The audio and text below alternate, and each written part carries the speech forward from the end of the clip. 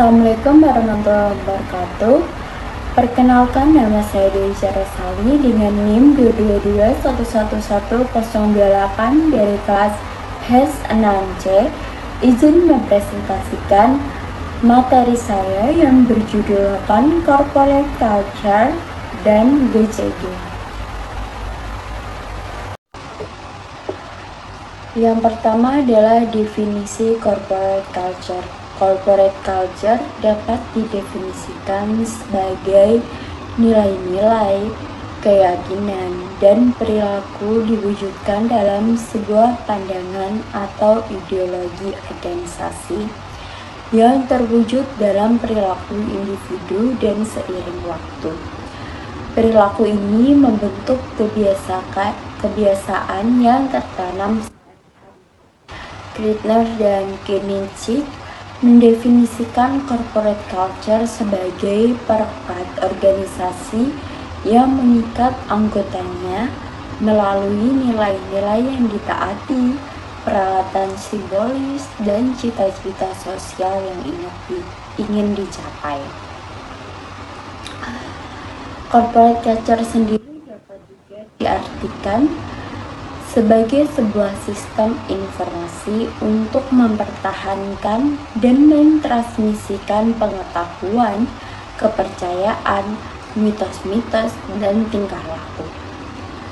Corporate culture atau budaya perusahaan terdiri dari nilai-nilai, keyakinan, dan norma-norma yang mempengaruhi pikiran dan tindakan atau perilaku orang dalam organisasi. Yang kedua adalah membangun corporate culture yang islami. Menurut Young sendiri menambahkan bahwa perkembangan budaya perusahaan juga dapat dipengaruhi oleh kebijakan internal, gaya organisasi, dan identitas korporat.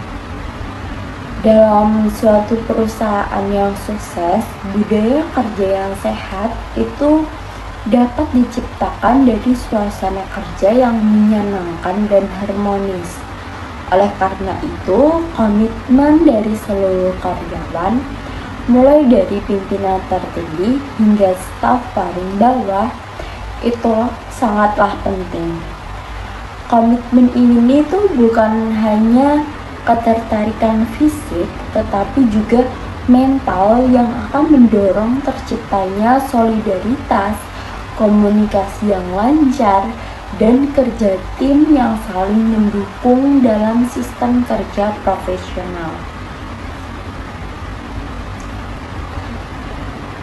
Contoh konkret dari penerapan budaya perusahaan Islam sendiri dapat kita lihat di PT Asuransi Takaful Keluarga dan PT Asuransi Takaful Umum. Dalam perusahaan tersebut, Dewan Pengawas Syariah telah menetapkan bahwa seluruh insan takaful, baik direksi maupun karyawannya, wajib memiliki kepribadian yang Islam. Kepribadian tersebut itu mencakup akidah yang benar, akhlak yang terpuji, kemampuan membaca dan menghafal Al-Quran yang sesuai jenjang jabatan, serta disiplin dalam menjalankan sholat 5 waktu. Yang ketiga adalah manajemen dan leadership yang Islami. Yang pertama, manajemen yang Islami. Manajemen secara istilah dapat diartikan sebagai sebuah proses yang terdiri dari rangkaian kegiatan, perencanaan, perorganisasian, pergerakan, pengendalian, atau pengawasan yang dilakukan untuk mencapai tujuan tertentu yang ditetapkan melalui pemanfaatan SDM dan sumber daya lainnya. Manajemen Islam adalah proses penggunaan sumber daya secara efektif dan bertanggung jawab untuk mencapai sasaran yang telah ditetapkan organisasi sesuai dengan ajaran Islam yang baku.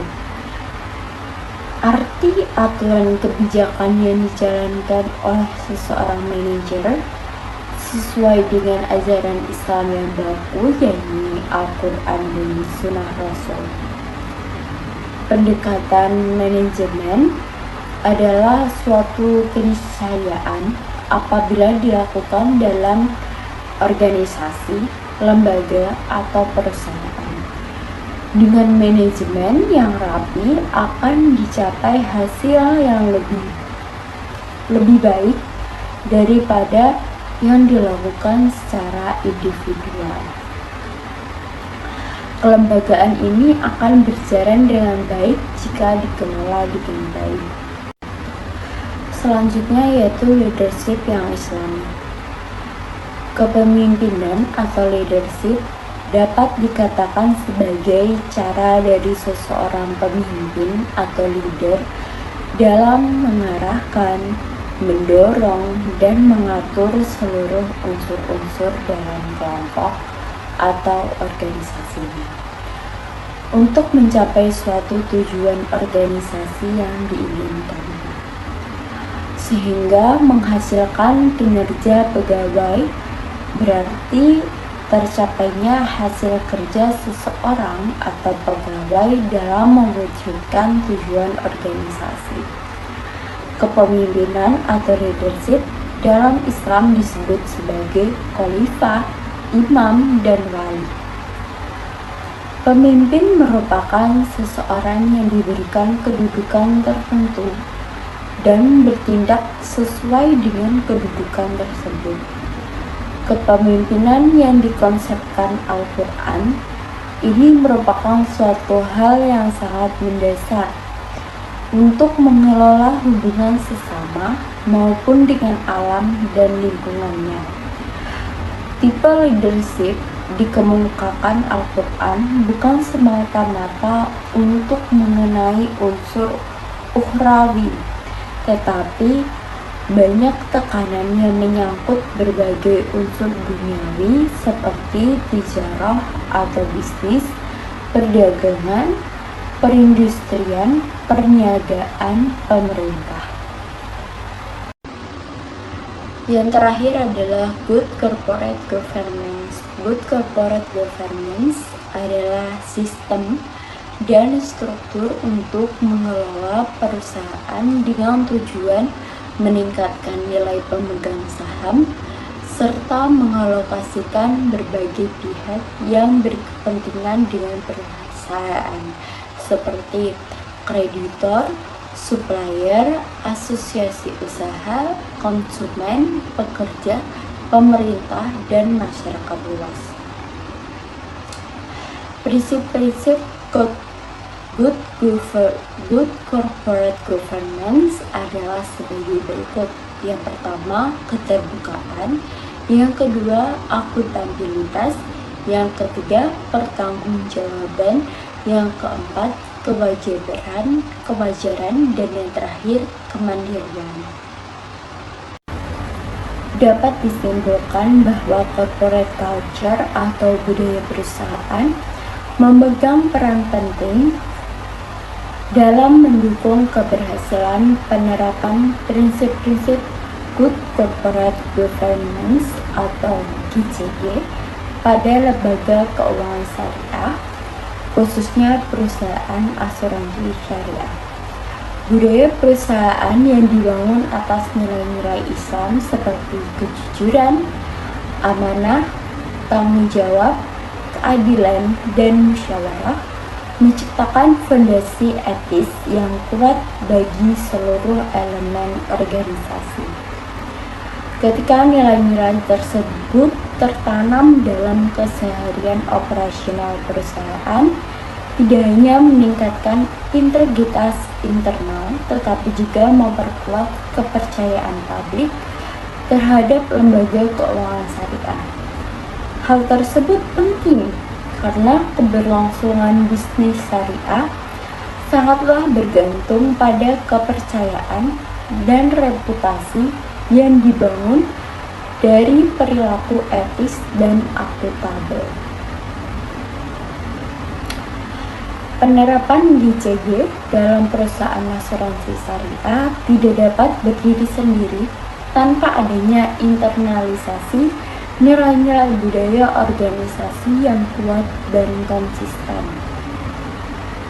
Kepemimpinan yang berlandaskan nilai-nilai syariah memainkan peran vital dalam mengarahkan perilaku organisasi sesuai prinsip GCG seperti transparansi, akuntabilitas, tanggung jawab, independensi, dan kewajaran.